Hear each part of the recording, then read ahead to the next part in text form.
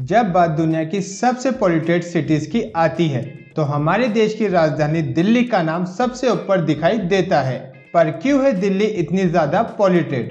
Hello दोस्तों, welcome to अद्भुत राजनीति। चलिए आज जानते हैं दिल्ली के पॉल्यूशन और उसको कम करने के लिए गवर्नमेंट द्वारा बनाए गए प्लान्स के बारे में। दिल्ली में पॉल्यूशन और स्मोक की एक बड़ी वजह वहां की जियोग्राफिकल कंडीशन भी है।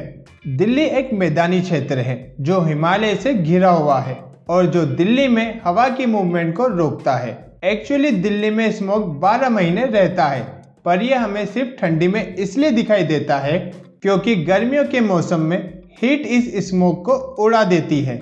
वहीं मॉनसून में इंडियन ओशियन से चलने वाली हवाएं इसे उड़ा ले जाती है, पर ठंडी के मौसम में हवा नहीं चलती है, जिसकी वजह से डस्ट पार्टिकल्स मूव नहीं कर पाते हैं। और वहीं हिमालय की ओर से चलने वाली ठंडी हवाएं भी इस धूल को और भी जमा देती है, जिसकी वजह से दिल्ली में स्मोक और पॉल्यूशन ठंड के मौसम में ज्यादा देखने को मिलते हैं।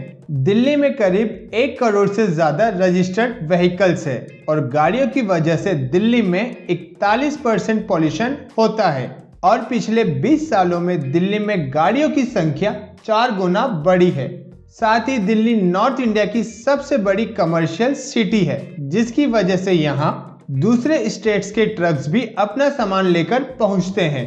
Delhi national capital region NCR में 3000 से ज्यादा इंडस्ट्रीज है, जो कि या तो फ्यूल बेस्ड है और इनमें 4 पावर प्लांट्स भी शामिल है जो कि कोल की मदद से ऑपरेट होते हैं। इन इंडस्ट्रीज से निकलने वाला वेस्ट 200 टन पर ईयर से 1000 टन पर ईयर तक का होता है।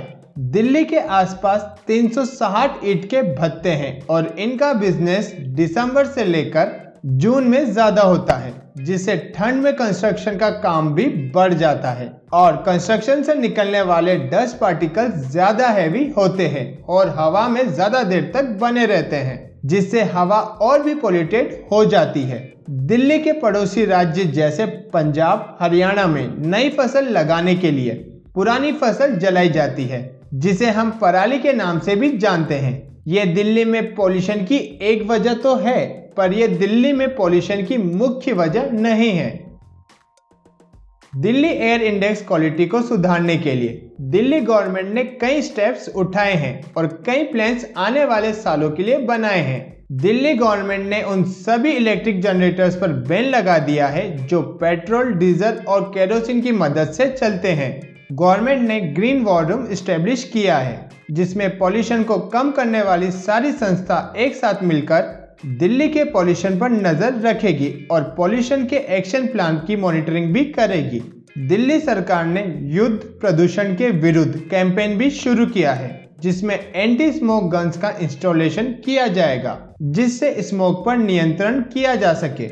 वहीं पराली जलाए जाने की समस्या को कम करने के लिए दिल्ली सरकार इंडियन एग्रीकल्चर रिसर्च इंस्टीट्यूट के साथ मिलकर बायोडिकम्पोजर टेक्निक लाने पर भी रिसर्च कर रही है। वहीं ग्रीन दिल्ली नाम का एक मोबाइल ऐप भी लॉन्च किया जाएगा, जिससे आम दिल्ली वासी पॉल्यूशन की कंप्लेंट सीधे सरकार को कर सके। वहीं सरकार ने 13 पॉल्यूशन हॉट स्पॉट भी बनाए हैं, जिन पर ग्रीन वॉर रूम से कड़ी नजर रखी जाएगी।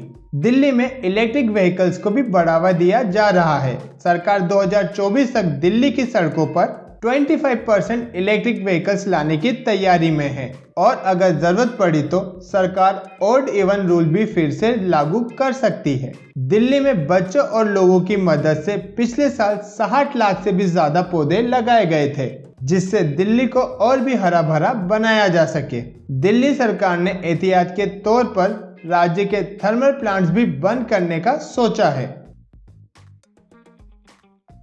दिल्ली में पॉल्यूशन 12 महीने रहता है, पर ठंड में यह हमें खुले तौर पर दिखता है, जिसकी वजह से सभी का ध्यान इस पर आता है। दिल्ली में पॉल्यूशन कम करना सरकार के साथ लोगों की भी जिम्मेदारी है। सरकार को भी यह ध्यान रखना होगा कि पॉल्यूशन कम करने के लिए बनाए गए प्लान सिर्फ पेपर वर्क न रह जाए, बल्कि इनका पूरी तरह से इम्प्लीमेंट दिल्ली पर किया जाए। दिल्ली में पॉल्यूशन को कम करने के लिए लोगों को भी सरकार के कड़े नियमों का पालन करना पड़ेगा।